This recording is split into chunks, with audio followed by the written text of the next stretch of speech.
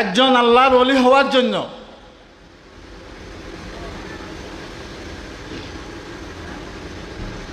বারোটি গুণের প্রয়োজন হয়। কয়টি গুণ? 12টি গুণ তার মধ্যে পাওয়া যেতে হবে। এটা আমার কথা নয়, আপনি দাতা গঞ্জবক্স আলী হাজবুরি রহমতুল্লাহি তাআলা আলাইহি ওনার কিতাব কশফুল মাহজুব দেখেন, রেসালাই কুশারিয়া দেখেন শাহাবুদ্দিন সোহরাওয়ার্দীর, আবুল কাসেম কুশাইরির, আওয়ারিফুল মাআরিফ দেখেন, কাজী আয়াজের আশফা কিতাব দেখেন, গুনিয়াতুত তালিবিন দেখেন বড় পীর সাহেবের কিতাব। এবং এই কথা বলেছেন বড় পীর শেখ মহিউদ্দিন আব্দুল কাদের জিলানী রহমতুল্লাহি তাআলা আলাইহি।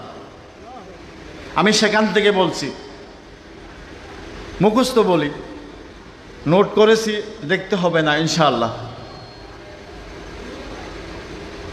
আল্লাহর পক্ষ থেকে 2টি গুণের অধিকারী হতে হবে। আমার সাথে বলেন, আল্লাহর পক্ষ থেকে কয়টি? 2টি। 1 নম্বর হলো গফফার, 2 নম্বর হলো সত্তার। আল্লাহ হলো গফফার, ক্ষমা প্রার্থনাকারী। তো আমরাও তো মানুষকে ক্ষমা করি, সেই অর্থে আল্লাহর সেই গুণের সাথে তুলনা করা যাবে না। আল্লাহর গুণের সাথে তুলনা করলে শিরক হবে।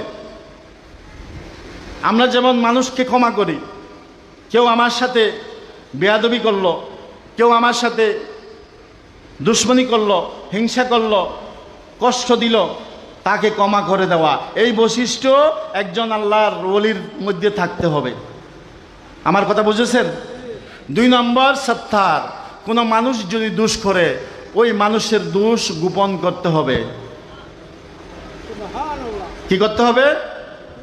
এভাবে জনসমক্ষে বলা যাবে না। যারা এগুলো বলে ওয়াজের মাধ্যমে, আলোচনার মাধ্যমে বদনামি করে, গালি দেয়, হিংসা করে, বিদ্বেষ ছড়ায়, ঝগড়া করে, ফাসাদ করে, দাঙ্গা হাঙ্গামা করে, মারামারি করে, তাহলে বুঝে নেবেন তারা আল্লাহর ওলি নয়। 2 নম্বরে আল্লাহ রসুল সাল্লাল্লাহু আলাইহি সাল্লাম থেকে 2টি গুণ আল্লাহর ওলির মধ্যে পাওয়া যেতে হবে। একটি হলো রফিক, 2 নম্বর হলো শফিক। মানুষের সাথে যখন আপনি ব্যবহার করবেন, মিশবেন, তার সাথে বন্ধুত্ব করতে হবে।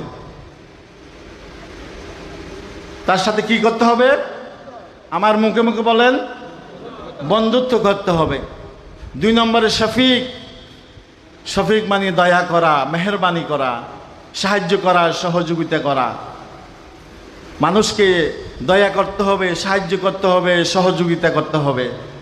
রফিক এবং শফিকের এই গুণ 2টিও একজন আল্লাহর ওলির মধ্যে পাওয়া যেতে হবে। 3 নম্বর হযরত আবু বকর সিদ্দিক রাদিয়াল্লাহু তাআলা আনহু থেকে 2টি গুণ পাওয়া যেতে হবে। একটা হলো সিদক, আর একটা হলো তাসাদ্দুক। সিদক অর্থ হলো সত্যবাদিতা। সত্যবাদিতা। একজন আল্লাহর ওলি হতে হলে তাকে সত্যবাদী হতে হয়। কোরআনের মধ্যে বলা হয়েছে ওয়াকুনু মা'আস সাদিকিন। এখানে মা'আস সাদিকিন বলতে আল্লাহর ওলিদেরকে বোঝানো হয়েছে। এবং তাসাদ্দুক, বেশি বেশি সদকা দান খয়রাত করতে হবে। যারা শুধু নিতে জানে, দিতে জানে না, বুঝবেন তারা আল্লাহর ওলি নয়। কথা বুঝতেছেন? তারা আল্লাহর ওলি নয়। আলহামদুলিল্লাহ, বাইতুল শরফ একমাত্র দরবার, যেই বাইতুল শরফ থেকে, শুধু বাইতুল শরফ নয়, বাইতুল শরফের বাইরে সরকারি বলেন, বেসরকারি বলেন, অন্য যে কোনো দলের বলেন, সব জায়গায় বাইতুল শরফ থেকে দান করা হয়। কোন দরবার থেকে আমার জানা মতে, আমি প্রায় 30 বছর ধরে চট্টগ্রাম বাইতুল শরফে আছি। তার আগে তো লেখাপড়ায় ছিলাম, দেশের বাইরে ছিলাম। আমি 30 বছরের মধ্যে কোনো দরবার থেকে, কোনো আলেম থেকে, কোনো বুজুর্গ থেকে, কোনো পীর মশায়েক থেকে বাইতুল শরফকে 1 টাকা কেউ সহযোগিতা করেছে এটা আমার জানা নাই। কিন্তু বাইতুল শরফ থেকে আমরা গত 2020 থেকে বর্তমান পর্যন্ত 4 বছর হয় না, এই 4 বছরের মধ্যে আমরা বাইতুল শরফের জন্য নয়, বাইতুল শরফের বাহিরে আমরা আনুমানিক হিসাবটা দেখে বলতে হবে, এটা কথা প্রসঙ্গে এসে গেল, আনুমানিক আমরা প্রায় 4 কোটি টাকা মানুষকে দিয়েছি।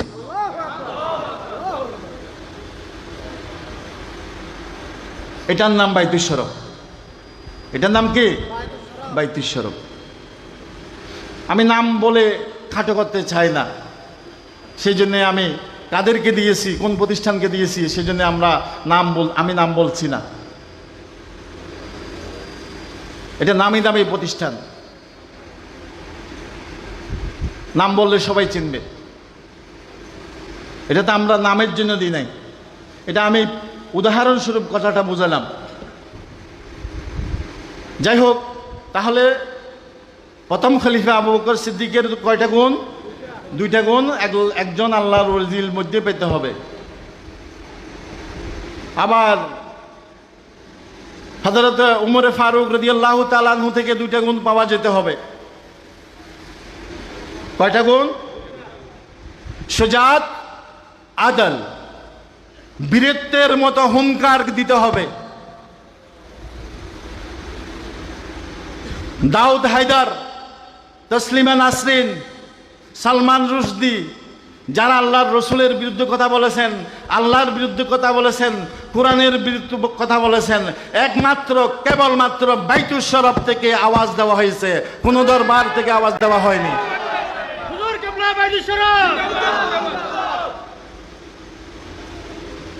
সেই বীরত্ব একজন আল্লাহর ওলির মধ্যে থাকতে হবে।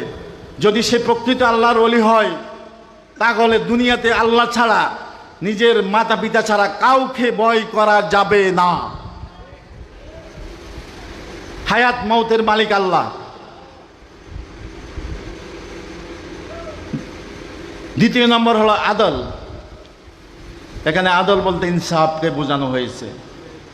ইনসাফ করতে হবে, অন্যায় করা যাবে না, কারো প্রতি জুলুম অত্যাচার নির্যাতন করা যাবে না।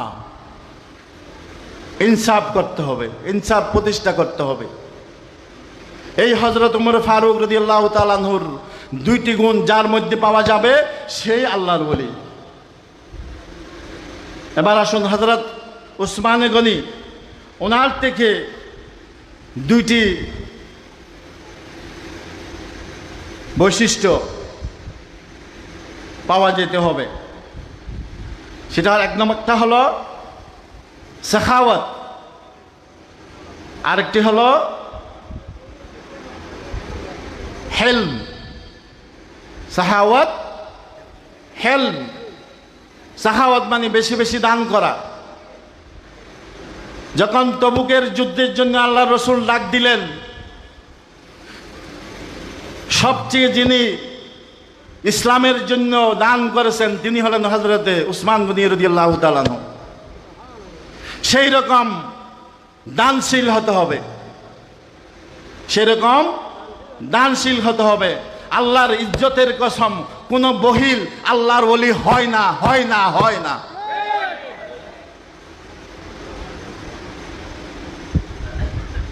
দুই নম্বরে কি বললাম?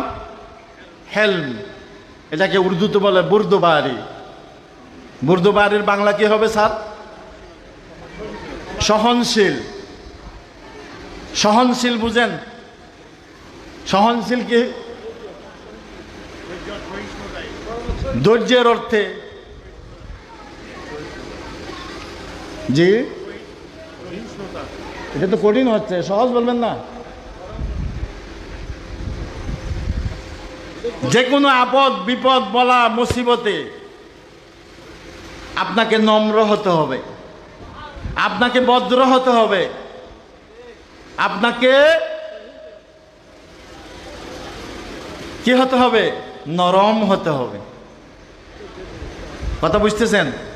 যেখানে সেখানে গরম হওয়া যাবে না। হ্যাঁ, মাঝে মধ্যে গরম হতে হয়, কারণ গরম না হলে ভাত তরকারিতে হবে না, ঠিক না? গরম না হলে ভাত তরকারি হবে না। শুধু ভাত তরকারি কেন, চা, কফি, নাস্তা কিছুই তো হবে না। এই জন্যই মাঝে মাঝে গরমও হতে হয়। কথা বুঝতেছেন? এটা হলো এই অর্থে, একজন ব্যক্তিকে দায়িত্ব দেওয়া হলো, তিনি দায়িত্ব নিয়েছেন, তখন যদি দায়িত্ব নেওয়ার পর তিনি যদি ওই দায়িত্ব পালন না করে, তাহলে তার উপর কি করতে হবে? গরম হতে হবে। আপনি এই দায়িত্ব পালন করেন নাই কেন? আপনাকে দায়িত্ব দেওয়া হয়েছে, আপনি তো দায়িত্ব নিয়েছেন, আপনি তো বলেন নাই আমি পারবো না, এই কথা তো আপনি বলেন নাই, ঠিক না?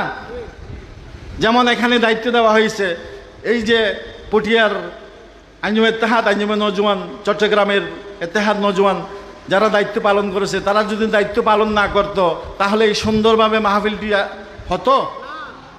হতো? হযরত উসমানের পরে কে? হযরত আলী। হযরত আলীর মধ্যে থেকে দুইটি গুণ পাওয়া যেতে হবে। কয়টি গুণ? দুইটি গুণ পাওয়া যেতে হবে। একটা হলো ইলম, একটা কি? ইলম, ইলম মানে জ্ঞান। দুই নম্বর হলো আমল। দুই নম্বর কি? আমল।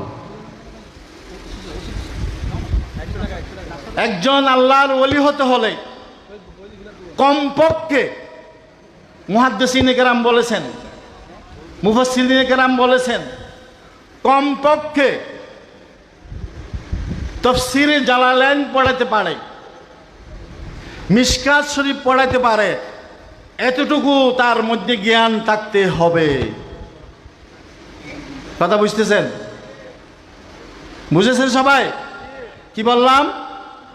তাফসীরে জালালাইন পড়ার মতো জ্ঞান থাকতে হবে। তাফসীরে মিশকাতুল মাসাবি, হাদিসের কিতাব কমপক্ষে। আলহামদুলিল্লাহ আমরা এগুলো পড়াই, দরজ দিই। আপনারা বলেন আলহামদুলিল্লাহ। এই দেশি বিদেশি পীর যারা আসে, আল্লাহর ইজ্জতের কসম, তারা শুদ্ধভাবে সূরা ফাতিহা পড়তে জানে না।